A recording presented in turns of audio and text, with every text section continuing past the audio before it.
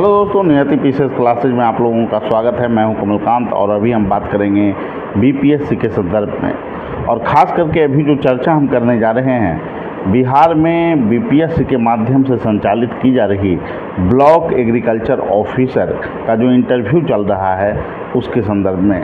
देखिए दोस्तों, अभी जो इंटरव्यू चल रहे हैं उसमें कुल 4 बोर्ड बनाए गए हैं और इसमें जो प्रश्न की प्रवृत्ति रह रही है उसमें एक बोर्ड है जो कि पूर्णतः आपको एग्रीकल्चर से संबंधित क्वेश्चन कर रहा है, जबकि 3 अन्य बोर्ड में एग्रीकल्चर के अलावे आपने जिस शैक्षणिक संस्थान में पढ़ाई की है उसके बारे में भी प्रश्न हो रहा है।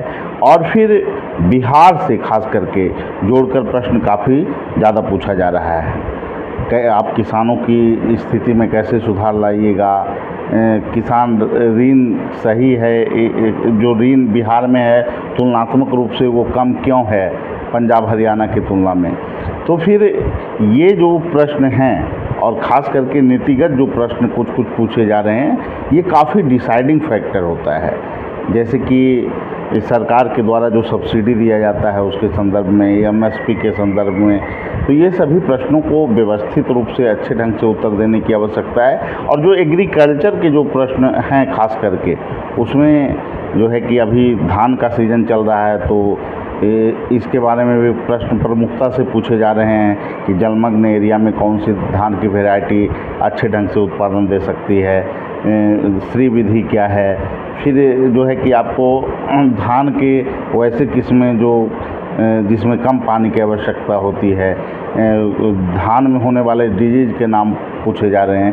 प्रथम 3 जो फसल हैं उत्पादन के, उसमें आपको बिहार में चावल, गेहूं और मक्का, इससे संबंधित प्रश्न पूछे जाने के चांसेस काफ़ी ज़्यादा रहते हैं और पूछे भी जा रहे हैं।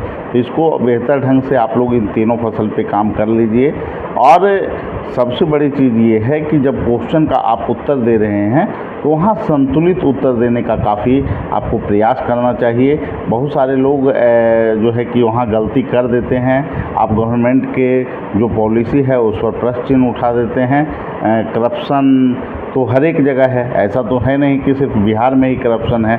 तो ऐसे जब मुद्दे पर आपको प्रश्न पूछे जाते हैं तो ज़रूरी है कि आप प्रशासनिक मापदंड पे उत्तर दें। इंटरव्यू सिर्फ इन्फॉर्मेशन का परीक्षण नहीं करता है, ये आपके संपूर्ण व्यक्तित्व और मनोदशा का भी परीक्षण करता है। अगर आप सही ढंग से, संतुलित ढंग से उत्तर नहीं देंगे तो ये माना जाएगा कि आप में प्रशासनिक दक्षता की कमी है। इस कारण मैं पहले से ही आपको बताया हूँ कि इंटरव्यू में बहुत सारे ऐसे चीज़ होते हैं जो आप जानते हुए भी वहाँ पे नहीं बोल सकते हैं। अगर आप बोलिएगा तो आप एक चूँकि प्रशासनिक अधिकारी बनने वाले हैं, भविष्य के आप एक ब्लॉक में ब्लॉक एग्रीकल्चर ऑफिसर होंगे, तो सरकार के जो पक्ष हैं उनको आपको रखना, उनको प्रमोट करना, किसानों के साथ सहयोगात्मक वातावरण बनाना, वहाँ एग्रीकल्चर को कैसे डेवलप किया जाए इसकी रूपरेखा तैयार करना, सरकार की योजना है जो राज्य स्तर की या केंद्र स्तर की, उसको इम्प्लीमेंट करना, ये सभी पक्षों को देखा जाता है। और इसमें ज़रूरी है कि केंद्र और राज्य की जितनी भी स्कीम हैं उसके संदर्भ में भी आपको जानकारी हो, उससे संबंधित भी प्रश्न पूछे जा रहे हैं। न्यू टेक्नोलॉजी से संबंधित प्रश्न आपको पूछे जा रहे हैं। कृषि में खास करके अभी जो नए नए यंत्रों का जो प्रयोग हुआ है उसके संदर्भ में प्रश्न आपको पूछे जा रहे हैं। तो ये सभी चीज़ों पर अच्छे ढंग से आप अगर काम कर लेते हैं, उसके अलावे बिहार में जो एग्रीकल्चर की जो संभावना है, खास करके अब जो प्रश्न पूछा जा रहा है पहले के प्रश्न से थोड़ा जो है परिवर्तन उसमें देखा जा रहा है। मैंगो की वैरायटी पूछी जा रही है, कहाँ कौन सा ज़िला है जो कि मैंगो का बेहतर उत्पादन कर सकता है। उसके अलावा जो है कि जीआई टैग से संबंधित भी प्रश्न पूछे जा रहे हैं कि किन किन फसलों को जीआई टैग बिहार में मिला है। जो जलमग्न एरिया है, चूँकि उत्तर बिहार की जो मुख्य समस्या है एग्रीकल्चर के साथ, उसमें है कि लगभग 3 से 4 महीने बहुत सारा जो एरिया है उत्तर बिहार का वो काफ़ी जलमग्न होता है।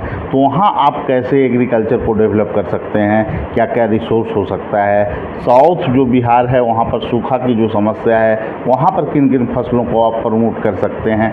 ऐसे प्रश्न, क्लाइमेट चेंज का क्या एग्रीकल्चर पे प्रभाव पड़ा है, ये सभी चीज़ों को अच्छे ढंग से आपको देखना होगा। और साथ ही सरकार के जो नीतिगत फैसले हैं, जैसे कि पंजाब सरकार के द्वारा ऋण माफ़ को जो है कि सब किया गया किसानों का, तो क्या आप इसको सही मानते हैं या गलत मानते हैं। बहुत सारे लोग जो है कि वहाँ बोर्ड में फंस भी जा रहे हैं, क्योंकि क्वेश्चन जो पूछे जा रहे हैं वो काफ़ी टेक्निकल है।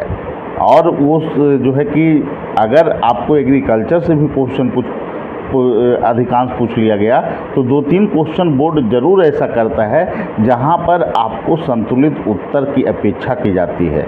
देखिए, पंजाब सरकार के द्वारा जो किसान ऋण माफ़ किया गया है, तो वहाँ किसान की स्थितियां जो है नाजुक है, उसकी समीक्षा करते हुए किया गया है।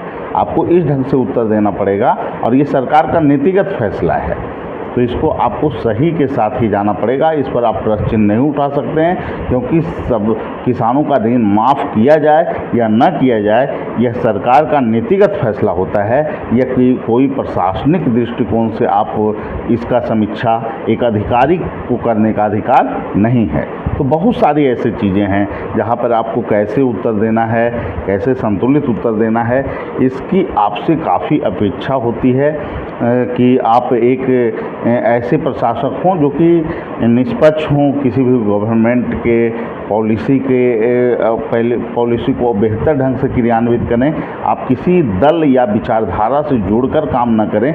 ये बहुत कुछ मायने रखता है कि आपका इंटरव्यू कैसा गया है, क्योंकि वो बहुत अच्छे ढंग से परिपक्व बोर्ड के माध्यम से इसका परीक्षण करते हैं। उनके सदस्य जो होते हैं हर एक चीज़ पर आपकी पैनी नज़र रखते हैं, इसलिए सावधानी से उत्तर देना काफ़ी ज़रूरी है। अब जो है हॉबी से भी देखा जा रहा है कि 2-3 लोगों में से 1 लोगों से हॉबी से क्वेश्चन किए जा रहे हैं, सिचुएशनल क्वेश्चन किए जा रहे हैं। तो इन सभी क्वेश्चन पर संतुलित उत्तर देना ज़रूरी है, क्योंकि सिचुएशनल क्वेश्चन ठीक है, आपसे 1 ही 2 क्वेश्चन पूछा गया, लेकिन सिचुएशनल क्वेश्चन किसी भी पद पर जाने के लिए सबसे बेहतर परीक्षण का मापदंड है। क्योंकि सिचुएशनल क्वेश्चन का जो है कि आप ना तो बुक में पढ़े होते हैं, इसमें जो है कि व्यवहारिक पहलू का जो है कि समझ काफ़ी ज़रूरी है। कैसे आप प्रशासनिक अप्रोच को फॉलो कर रहे हैं, ये काफ़ी ज़रूरी है। तो इसका बेहतर आपको ध्यान रखना होगा। दोस्तों, मैं एक ही बात कहूँगा कि एग्रीकल्चर से संबंधित जो मुद्दे हैं, चाहे वो ग्रीन रेवोल्यूशन का मुद्दा हो, चाहे आपको अभी जो बिहार में खास करके कृषि रोड मैप का जो मुद्दा है, इस पर तो बेहतर समझ आपको ज़रूर चाहिए, लेकिन साथ में सिचुएशनल क्वेश्चन को भी आपको नेगलेक्ट न करें। और सभी मुद्दों पर आपको बेहतर ढंग से हमारा प्रयास रहा कि एग्रीकल्चर से जुड़े हुए जो विवादित पहलू हैं, सिचुएशनल पहलू हैं, एडमिनिस्ट्रेटिव पहलू हैं, उस पर क्लास लिया गया। और अच्छे ढंग से जो 13 क्लास है वो आप लोगों के लिए उपलब्ध है। जिन लोगों को जुड़ना है वो हमारे फ़ोन नंबर 7004291557 पे जुड़कर उसका आप लाभ उठा सकते हैं। और उसके अलावा 2 मॉक इंटरव्यू की सुविधा भी हमारे यहाँ उपलब्ध है, क्योंकि वो जो क्लास है उसमें सभी एंगल से आपको प्रशासनिक एंगल से प्रश्न वहाँ पूछे गए हैं, बताए गए हैं, क्वेश्चन के साथ उत्तर भी बताया गया है, सिचुएशनल क्या क्या हैं, करेंट के क्या मुद्दे हैं, कौन कौन सी समस्या किसानों के साथ है, कैसे उसका बेहतर सॉल्यूशन किया जा सकता है, ये सभी मुद्दों पर प्रयास किया गया। चूँकि एग्रीकल्चर आपका तो मेन कोर सब्जेक्ट है ही, तो उस पर तो आप लोग अध्ययन किए ही होंगे, लेकिन इन चीज़ों का अगर आप अध्ययन कर लेते हैं, बेहतर ढंग से आप उत्तर और समझ कैसे बेहतर उत्तर दिया जा सकता है, इस पर बेहतर पकड़ कर लेते हैं, तो निश्चित रूप से आपका कॉन्फिडेंस लेवल काफ़ी बढ़ जाएगा, जो कि आपके इंटरव्यू में निर्णायक भूमिका अदा करता है। देखिए, देखने के लिए 50 नंबर का इंटरव्यू ज़रूर है, लेकिन जब आपका फाइनल जो रिजल्ट आएगा उसमें इंटरव्यू का डिसाइडिंग फैक्टर आपको देखा जा सकता है। क्योंकि पिछले बार का भी जो अध्ययन किया गया है उसमें जो बहुत सारे छात्र हैं जिनको 50 में 20 नंबर 21 नंबर ऐसे मिले हैं, और जो अच्छे छात्र प्रदर्शन किए हैं उनको 30 प्लस 35 37 अंक मिले हैं। तो ये काफ़ी डिसाइडिंग फैक्टर होता है, जहाँ एक एक नंबर आपको रिजल्ट से इन कर सकता है, आउट कर सकता है। वहाँ पर आप रिस्क नहीं लें, अच्छे ढंग से जो है कि बोलने की शैली, प्रशासनिक अप्रोच के साथ बोलने की शैली, और बेहतर ढंग से अगर आप वहाँ पर अप्रोच रखते हैं, ख़ास करके प्रेजेंटेशन को लेकर जो अप्रोच होना चाहिए बिल्कुल स्पष्ट होना चाहिए। बोर्ड के साथ कभी भी उलझना नहीं चाहिए। मैं पहले भी बोला हूँ कि डिसिप्लिन इंटरव्यू का पहला फैक्टर है। अगर डिसिप्लिन के साथ आप इंटरव्यू नहीं देते हैं तो आप कितना भी जानकार क्यों ना हो, आपको इंटरव्यू में अच्छे अंक नहीं मिलेंगे। तो ठीक है दोस्तों, जो लोग जुड़कर काम करना चाहते हैं वो हमारे फ़ोन नंबर 7004291557 पे कॉल कर सकते हैं और जुड़ सकते हैं हमारी इंटरव्यू श्रृंखला से और उसका लाभ उठा सकते हैं। जो लोग के पास कम समय है, 2-3 दिन का समय है, मैं कहूँगा इन सभी पहलुओं को एक बार जो है देखते हुए आप इंटरव्यू में अच्छे ढंग से जाइए।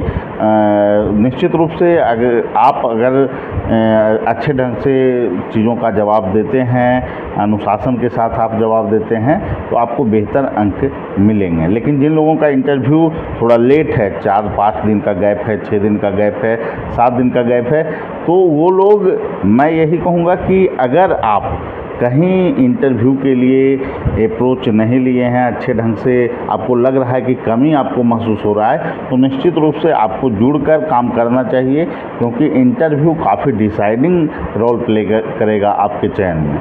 ठीक है, सभी लोगों को धन्यवाद।